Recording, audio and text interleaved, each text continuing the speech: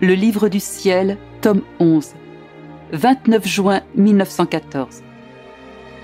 Les âmes qui vivent dans la divine volonté prennent part aux œuvres intérieures de Dieu suivant leur petite capacité et leur amour. Après avoir lu ce qui a été écrit le 17 mars, les âmes qui vivent dans la divine volonté prennent part aux œuvres intérieures des personnes divines, etc.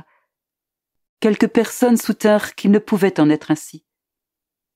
Cela me rendit pensive, bien que je restais calme, étant convaincue que Jésus me ferait connaître la vérité.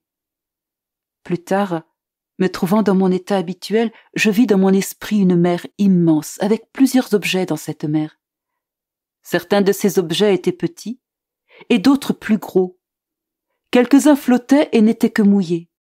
D'autres calaient et étaient détrempés avec de l'eau à l'intérieur et à l'extérieur. D'autres s'enfonçaient si profondément qu'ils étaient dissous dans la mer. Mon toujours aimable Jésus vint, et il me dit : « Ma fille bien-aimée, as-tu vu ? La mer symbolise mon immensité, et les objets, les âmes qui vivent dans ma volonté. Leur position à la surface, immergée ou complètement dissoute, varie selon leur manière de vivre dans ma volonté. Certaines d'une manière imparfaite, d'autres d'une manière plus parfaite, et d'autres atteignant le point d'être complètement dissoutes dans ma volonté. En fait, ma fille, ta participation aux œuvres intérieures dont je t'ai parlé va comme suit. Parfois je te garde avec mon humanité, et tu prends part à ses souffrances, ses œuvres et ses joies. À d'autres moments, t'attirant dans mon intérieur, je te dissous dans ma divinité. Combien de fois ne t'ai-je pas gardé si profondément en moi que tu ne pouvais voir que moi, à l'intérieur et à l'extérieur de toi. Tu partageais nos joies, notre amour et tout le reste, toujours selon tes petites capacités.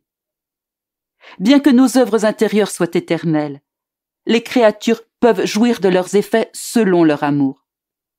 Quand la volonté de la créature se trouve dans ma volonté, qu'elle ne fait qu'un avec ma volonté et que je l'y maintiens dans une union indissoluble, alors, aussi longtemps qu'elle ne quitte pas ma volonté, on peut dire qu'elle prend part à mes œuvres intérieures. S'ils veulent connaître la vérité, ils peuvent saisir le sens de mes paroles, car la vérité est lumière pour l'esprit. Et avec la lumière, les choses sont vues telles qu'elles sont. Quand on ne veut pas connaître la vérité, l'esprit devient aveugle et les choses ne peuvent être vues comme elles sont. On entretient des doutes et l'on devient plus aveuglé qu'avant. Mon être est toujours en action. Il n'a ni commencement ni fin. Il est à la fois vieux et jeune. Nos œuvres intérieures étaient, sont et seront toujours. Par son union intime avec notre volonté, l'âme se trouve en nous. Elle admire, contemple, aime et prend plaisir. Elle prend part à notre amour, à nos délices et à tout le reste. Par conséquent, pourquoi serait-il inapproprié de dire que l'âme qui vit dans ma volonté prend part à nos œuvres intérieures ? Pendant que Jésus me disait ces choses, une comparaison me vint à l'esprit. Un homme épouse une femme. Ils ont des enfants et ils sont riches, vertueux et bons. Si, attirée par leur bonté, une personne vient vivre avec eux, n'en viendra-t-elle pas à partager leur richesse, leur bonheur et même leur vertu ?